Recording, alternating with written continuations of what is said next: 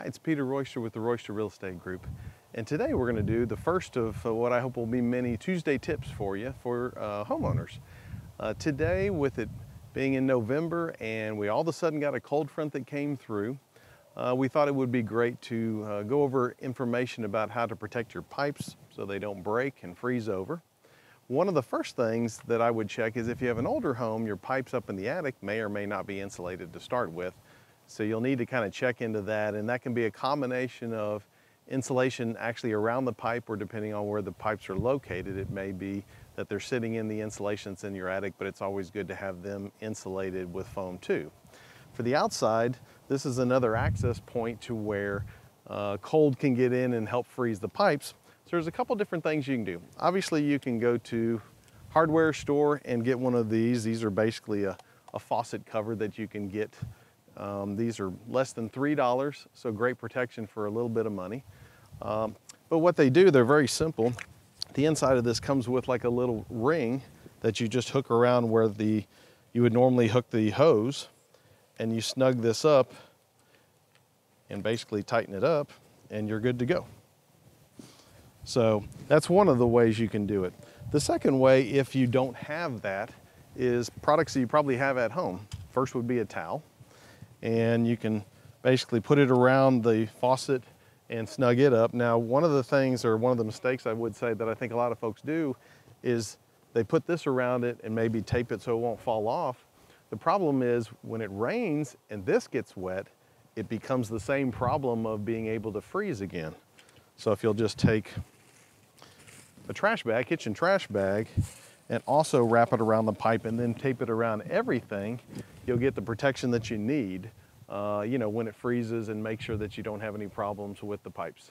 The next thing we'll talk about will be the sprinkler system. The next step is to look at your sprinkler system. Now, your sprinkler system obviously has pipes that are in the ground, and for the most part, you don't have to worry about them. You have to worry about the water that's in them and the pressure that's in them. What you'll see, anybody who has a sprinkler system, is this contraption which comes up. It's a tie-in to your main water source, and then going back out to where you have your valves and things like that. And this is an anti-siphon device. And what happens is, a lot of cases, this area that's above ground will end up freezing, and especially this device will freeze. We actually had a neighbor a couple years ago.